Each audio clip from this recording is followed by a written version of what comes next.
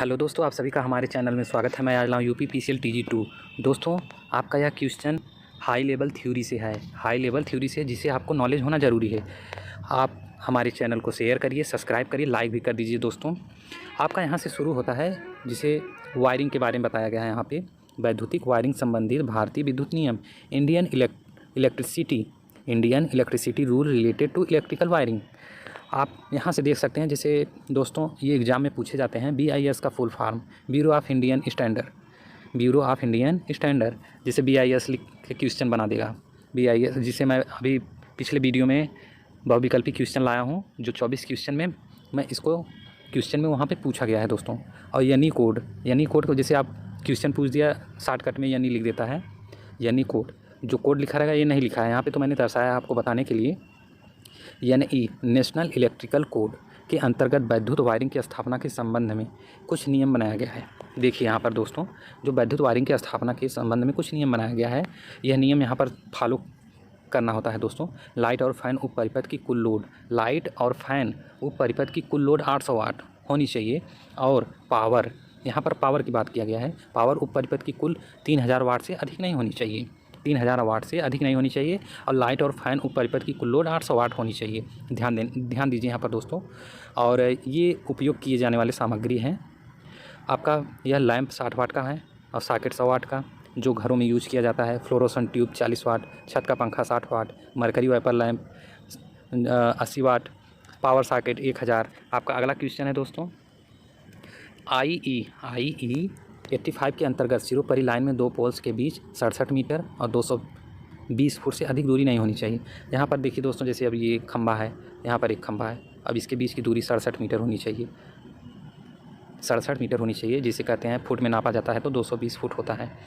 220 foot यहाँ पर लिखा गया है दोस्तों, देख लीजिए। 220 फुट होता है, जिसे इससे अधिक नहीं होनी चाहिए। और सिरोपरी लाइन के बारे में दर्शाया गया है दोस्तों। ओवरहेड पावर लाइन का मतलब देखिए यहाँ पर देखो दोस्तों, सिरोपरी, सिर प्लस ऊपरी इक्वल टू सिर के ऊपर लंबी दूरी, जैसे खंभे के ऊपर तार गया है, ज़मीन के नीचे की बात नहीं किया गया है दोस्तों, यहाँ पर सिर के ऊपर की बात किया गया है। बिजली शक्ति को ले जाने एवं वितरण करने के लिए अनुमन्य है। इसमें एक से अधिक चालक होते हैं जो टावर और इलेक्ट्रिकल पोल के खराब होने पर टंगे होते हैं। यहाँ पर देखिए दोस्तों, सिरोपरी लाइन सस्ती और भारी मात्रा में विद्युत शक्ति संचारित करने के लिए सबसे उपयुक्त तरीका है। यह सस्ती भी है और भारी मात्रा में विद्युत शक्ति संचारित करने में सबसे उपयुक्त तरीका भी है। आपका अगला क्वेश्चन है दोस्तों, केबल्स व उनकी किस्में। दोस्तों, यह वीडियो बड़ी हो सकती है, लेकिन मैंने बहुत सारा चीज़ इसमें समझाया है और बताया भी है, और एक एक शब्द मैं बताने वाला हूँ आगे भी। और दोस्तों, मैं इसका क्वेश्चन लाया हूँ, पिछले वीडियो में मैंने दिया हूँ। और हमारा चैनल है एजुकेशन संग्राम, उसमें मैं बहुत सारा वीडियो डाला हूँ पहले से ही। आप उसे देख सकते हैं और अच्छी नॉलेज प्राप्त कर सकते हैं, जो एग्ज़ाम में 100% पूछे जाएंगे दोस्तों। अलग अलग क्वेश्चन पूछे जाते हैं हर बार एग्ज़ाम में, लेकिन वहाँ से लगभग आपको बहुत सारे क्वेश्चन एग्ज़ाम में मिल जाएंगे देखने के लिए। आप 100% करके आएंगे। केबल्स व उनकी किस्में। Cables and their type. सामान्यतः अचालक आवरण युक्त तार को केबल कहते हैं। वैद्युतिक वायरिंग में प्रयोग किए जाने वाले केबल्स निम्नलिखित प्रकार के होते हैं। VIR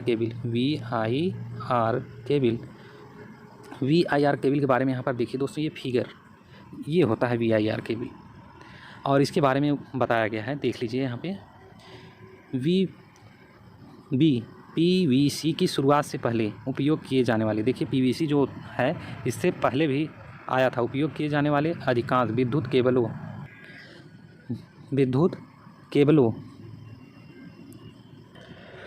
केबलों में इंसुलेशन और सुरक्षा के लिए वल्कनाइज्ड इंडियन रबर VIR था। VIR का जो होता है वल्कनाइज्ड इंडियन रबर, VIR का फुल फॉर्म है दोस्तों वल्कनाइज्ड इंडियन रबर।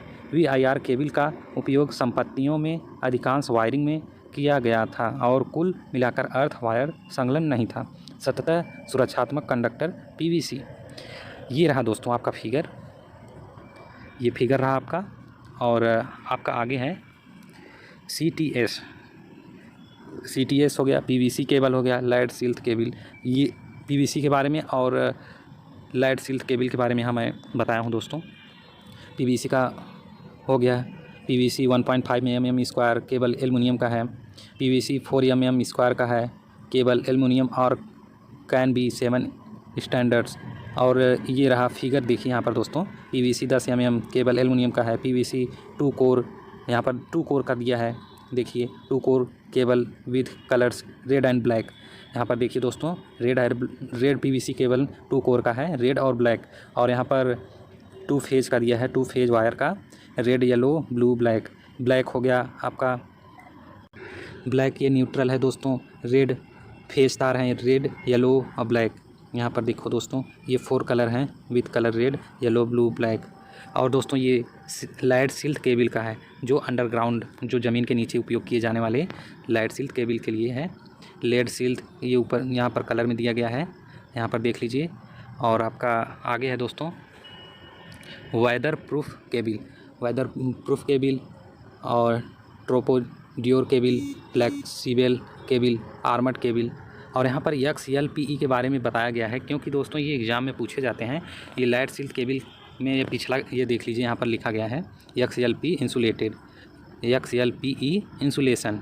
ये इंसुलेशन के बारे में बताया गया है दोस्तों। आप देखिए यहाँ पर आगे क्या लिखा गया है। यहाँ पर यह एक आधुनिक प्रकार का केबल है दोस्तों, ध्यान दीजिए यहाँ पर, यह एक आधुनिक प्रकार का केबल है। यह 11 किलो वोल्ट से अधिक वोल्टता पर और 90 डिग्री सेल्सियस से 140 डिग्री सेल्सियस तापमान पर भी भली प्रकार कार्य कर सकता है। इसका पूरा नाम है क्रॉस लिंक्ड पॉलीथिलीन केबल।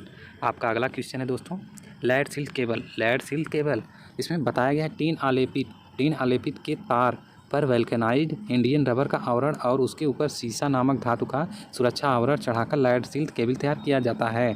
दोस्तों जो CTS, यहाँ पर देखिए एक बार से, जो ये CTS है, ये रहा CTS के बारे में मैं बता रहा हूँ, CTS के बारे में, CTS केबल के बारे में। आगे यहाँ पर देखिए, इसी से लाइट सिल्ट केबल से मिलता जुलता है। उसमें क्या होता है, टीन आलेपित तांबे के तार, CTS के बारे में बता रहा हूँ, CTS के बारे में बता रहा हूँ। CTS के टीन आलेपित तांबे के तार पर वल्केनाइज्ड इंडियन रबर का आवरण और उसके ऊपर कठोर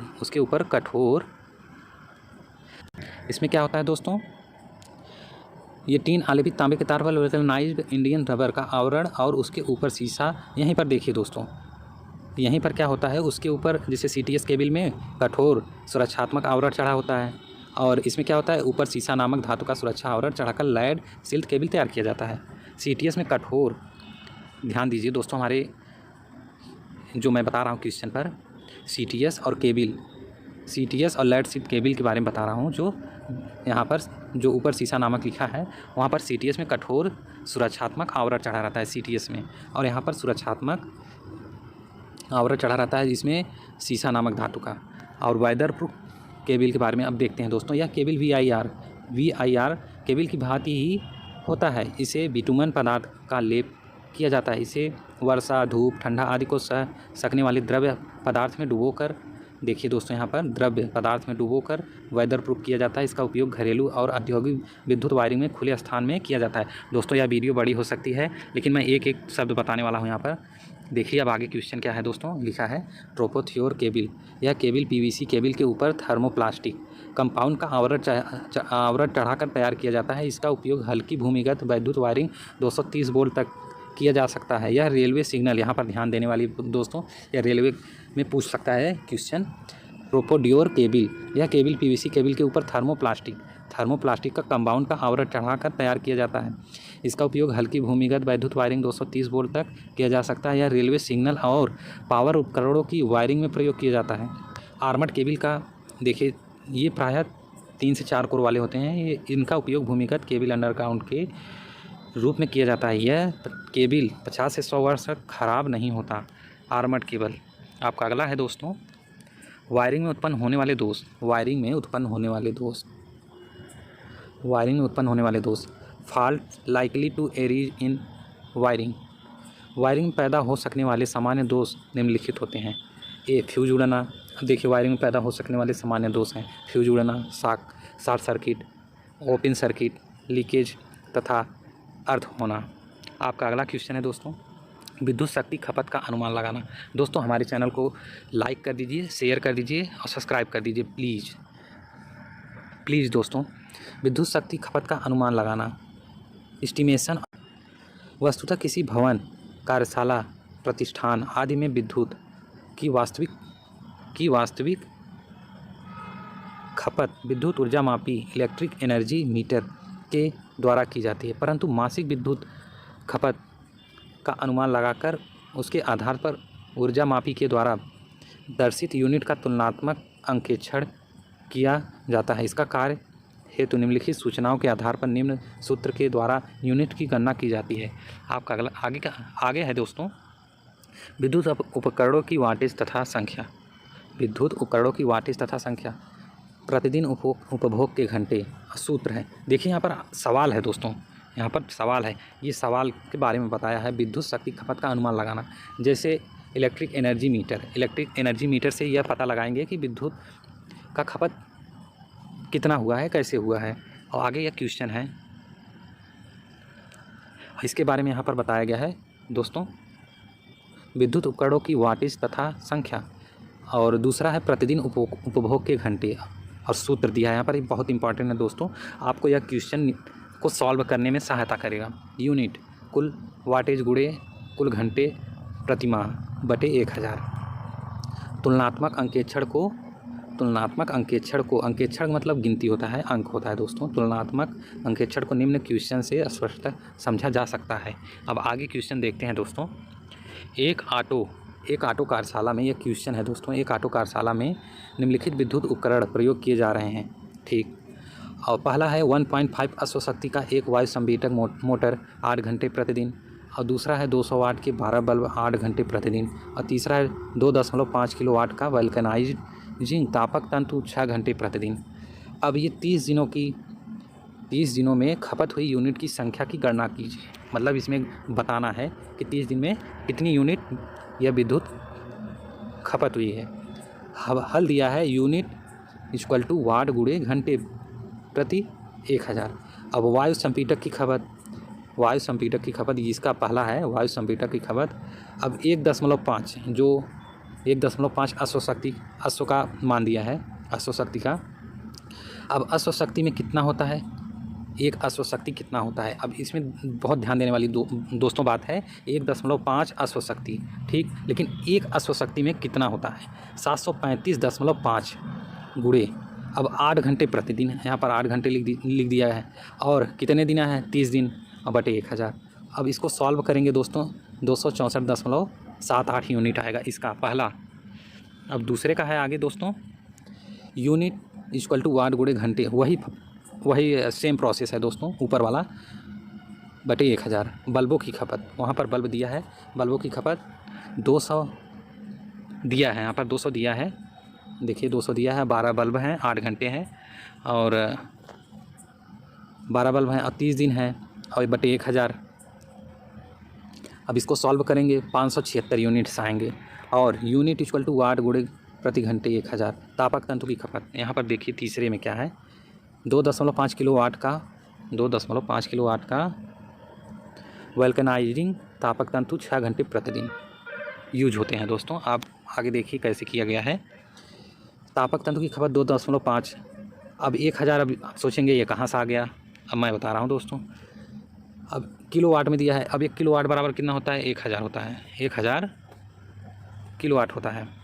अब वही 1000 यहाँ पर लिखा गया है, और 6 लिखा है। अच्छा, आप कहाँ से देखें, 6 घंटा यहाँ पर दिया, 6 घंटा प्रतिदिन यूज करते हैं। अब आगे है दोस्तों, कितने दिन, 30 दिन, बटे 1000। अब इसको सॉल्व करेंगे, 450 यूनिट आएंगे, और सारे को जोड़ देंगे, 664.78 प्लस 576, 450, ये सारी यूनिट जोड़ देंगे, 1292.78। ये टोटल आपका ये आंसर है दोस्तों। आपका अगला है दोस्तों, देखते हैं क्या लिखा है इसमें। इस क्वेश्चन से ज्ञात होता है कि कार्यशाला की मासिक विद्युत शक्ति खपत लगभग 1290 यूनिट है, वहाँ पे वो 1290 यूनिट लिखा है। अतः यदि ऊर्जा मापी, यहाँ पर ध्यान देने वाली बात है दोस्तों, वो यूनिट निकालने वाली बात है, और ये यदि ऊर्जा मापी 1290 प्लस माइनस 5% अर्थात 1290 प्लस माइनस 5% अर्थात 1345.5 से 1225.5 यूनिट के बीच दर्शाता है, तो वह सही है। बैटन वायरिंग में 2 गिट्टियों के बीच अधिकतम कितनी दूरी रखना चाहिए, 75 सेमी रखना चाहिए दोस्तों। बैटन वायरिंग में दो गिट्टियों के बीच अधिकतम कितनी दूरी रखनी चाहिए? इस पर क्वेश्चन बनता है दोस्तों 75 मीटर 75 सेमी। सॉरी दोस्तों, ये 75 सेमी है। मैगर से केबल के चालक और अर्थ के बीच इंसुलेशन प्रतिरोध कैसे मापा जाता है? मैगर से केबल के चालक, अब यहाँ पर देखिए मैगर होता है, मैगर से केबल के चालक और अर्थ के बीच इंसुलेशन प्रतिरोध कैसे नापा जाता है? मेन स्विच ऑफ करके, ध्यान दीजिए दोस्तों, यहाँ पर मेन स्विच ऑफ करके तब मैगर से केबल की चालक और अर्थ के बीच इंसुलेशन प्रतिरोध नापा जाता है। आपका आगे है क्वेश्चन दोस्तों, तीन फेज लाइन का रंग क्रमशः क्या है? लाल, पीला, नीला और न्यूट्रल के लिए काला। स्विच के द्वारा कौन से तार के विद्युत सप्लाई नियंत्रित की जाती है? ध्यान दीजिए दोस्तों, ये बहुत बार क्वेश्चन पूछा जाता है। स्विच के द्वारा कौन से तार की विद्युत सप्लाई नियंत्रित की जाती है? उत्तर फेज तार अर्थात जीवित तार, लाइव वायर की। दोस्तों मैं ऐसे क्वेश्चन लाता रहूँगा दोस्तों, जो एग्ज़ाम में अलग अलग क्वेश्चन पूछे जाते हैं। और हमारे चैनल को दोस्तों शेयर करिए, लाइक करिए, सब्सक्राइब करिए। धन्यवाद।